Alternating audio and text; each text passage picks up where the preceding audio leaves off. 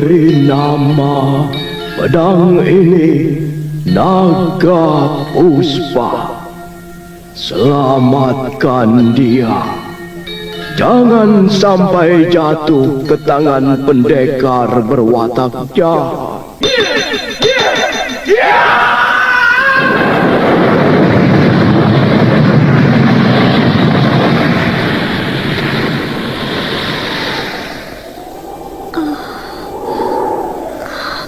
Kakang Kamandanu, kau masih juga tidak percaya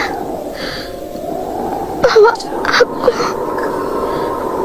aku mencintaimu. Mesin, maafkan aku, Mesin. Mesin, Mesin.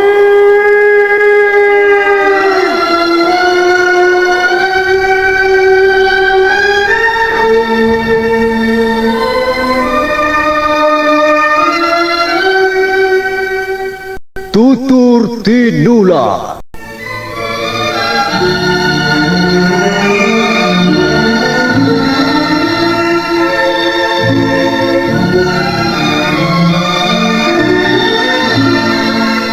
Sebuah sandiwara radio serial, produksi Sanggar Cerita dan Teater Sanggar Prativi.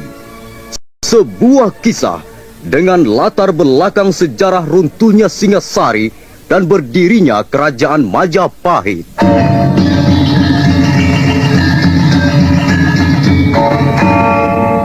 Sandiwara ini didukung oleh pemain-pemain radio yang sudah ternama.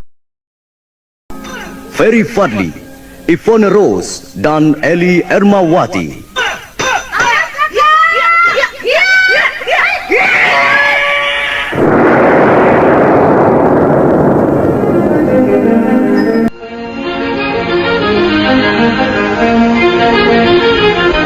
Naskah ditulis dan diolah oleh S. Tijab. Hiasan musik dan sutradara C. Ispriyonoka.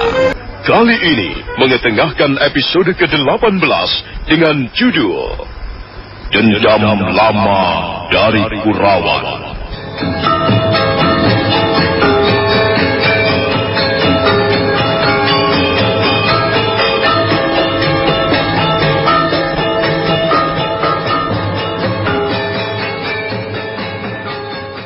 Dalam seri ke-521 ini didukung oleh para pemain M. Abud sebagai Arya Dwi Pangga, Haryoko sebagai Resi Wisambudi, Margaret sebagai Dewi Sambi, dan Asdi Suhastra pembawa cerita.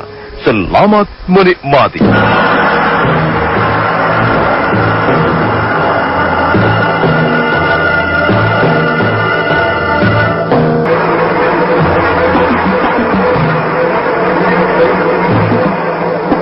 Pendekar syair berdarah dan Dewi Sambi pergi mengunjungi seorang pertapa sakti di Candi Sorabana dalam sebuah gubuk sederhana. Pertapa sakti itu terkenal dengan nama Resi Wisambudi.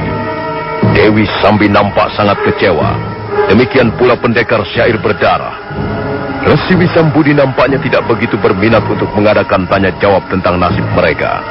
Tapi pertapa tua itu akhirnya terpaksa melayani tamu-tamunya, karena memang dia tidak mempunyai pilihan lain. Pendekar syair dan Dewi Sambi terus mendesak dan memaksanya. Pendekar syair berdarah bertanya melalui lantunan bait-bait syair, dan pertapa sakti itu pun menjawab dengan bait-bait syair pula. Pendekar syair berdarah mengibaratkan dirinya sebagai seekor burung Raja Wali yang gagah perkasa. Sementara pertapa sakti mengambil perumpamaan burung peranjangan yang cantik dan gesit. Bapak Resi, akulah burung Raja Wali. Akulah burung yang gagah perkasa yang menjadi Raja Angkasa. Burung Raja Wali memang burung yang gagah perkasa. Tapi burung peranjangan, sekalipun tubuhnya lebih kecil, tapi dia bisa terbang bagaikan kilat. Dia gesit dan cantik, melintas candi, dan berani membuang kotoran di tempat-tempat suci. Maka bulu-bulunya akan rontok, dan suaranya menjadi parau. Sebelum burung malang itu menukik, menjemput dewa maut. Nah, demikianlah Menjawab pertanyaan kita sesuai dengan apa yang kita harapkan. Barangkali ada baiknya kita ajak main-main dia sebentar, Tuan. Bagaimana, Bapak Resi? Oh, bagaimana apanya? Apalagi yang kau perlukan, ha? Kau pastilah seorang pertapa palsu.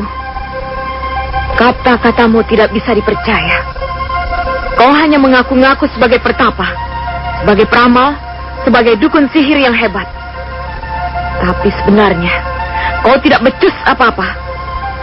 Nah, aku akan membuktikan kata-kataku ini.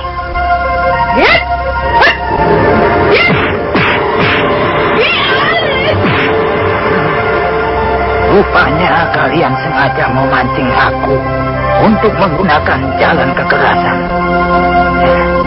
Tapi aku tidak akan terpancing. Nah, ayo, silakan. Kalau kau tidak mau melayani seranganku, salahmu sendiri.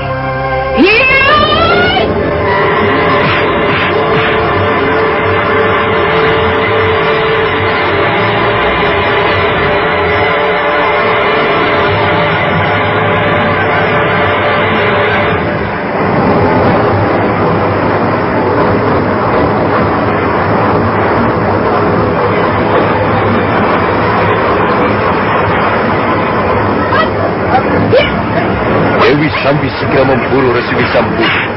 Pertapa tua itu berkelit ringan sambil mengayunkan tangannya untuk menangkis serangan. Dewi Sambi tidak segera patah semangat. Melihat serangan pertamanya gagal, wanita pendekar itu memulai serangan-serangannya yang beruntun. Tapi beberapa kali serangannya juga terpaksa menerpa ruangan kosong. Sekalipun sudah nampak tua, sudah bongkok punggungnya, dan sudah keriput wajahnya, namun Resi Wisambudi kelihatan masih cukup gesit. Dewi Sambi menjadi kesal karenanya. Wanita pendekar itu pun menarik kakinya mundur beberapa langkah untuk menyiapkan aji tapak wisa. Aku tak ingin berlama-lama, Bapak Resi. Sekarang, terimalah seranganku ini. Aji tapak wisa!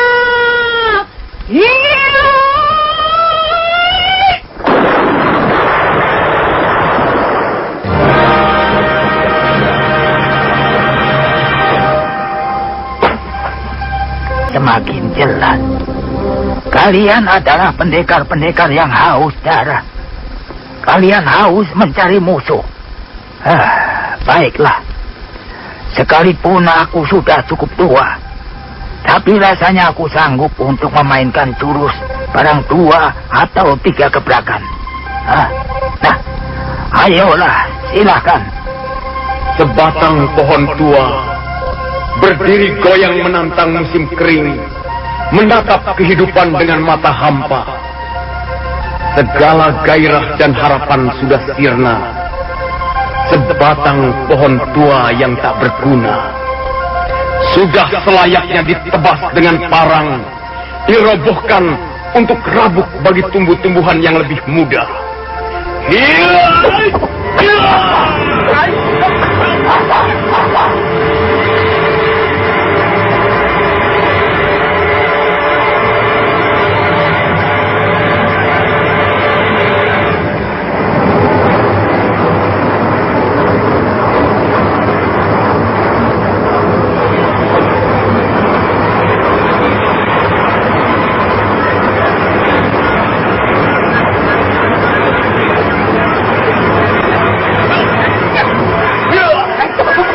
Pendekar syair berdarah langsung menyergap Resi Wisambudi. 2 bilah pedangnya berkilat-kilat menyambar ke sana kemari. Sementara itu Dewi Sambi hanya melihat dari tempat yang agak jauh. Resi Wisambudi terpaksa berlompatan untuk menghindari sergapan-sergapan lawannya. Suatu saat dia lengah dan pedang pendekar syair berdarah sempat menyabut lengan kirinya.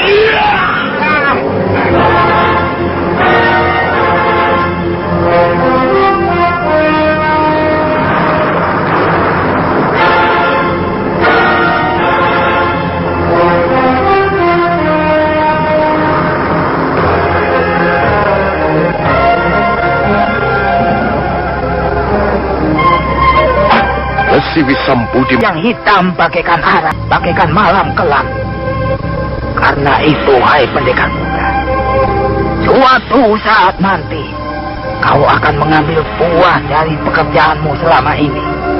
Karena hatimu buta dan tindakanmu yang membabi buta, maka suatu saat nanti, kedua belah matamu akan ikut menjadi buta.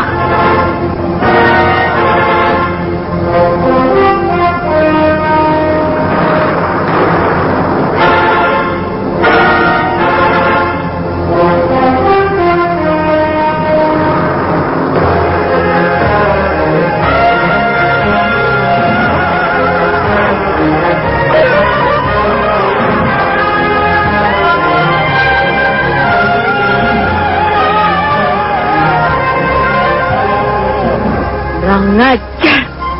Dua bangka tidak tahu diri.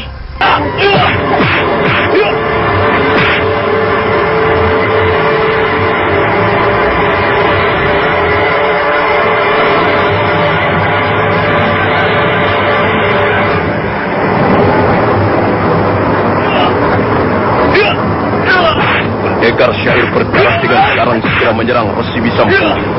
Pertapa tua itu berkelit ke samping, maksudnya untuk menghindari serangan lawannya. Tapi pendekar syair berdarah tidak memberi kesempatan lagi.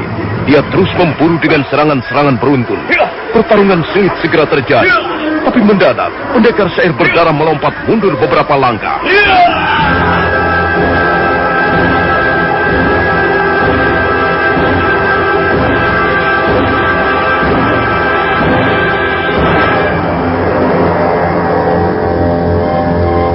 Barat setan tua, aku tidak sudi bermain-main jurus denganmu. Tenagaku akan terbuang percuma. Sekarang lihat apa yang akan kulakukan. Aku datang dari kabut kegelapan.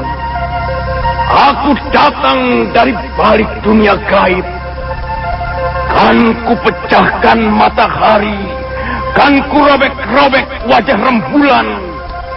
Akulah pangeran kegelapan. Aku terbang dan jubahku mengibas-ngibaskan hawa maut. Aku terbang di atas samudera darah. Kan ku buat dunia ini berwarna merah. Kan ku genggam isi jagat raya ini dalam kepalan tangan. Inilah hidung pamungkas.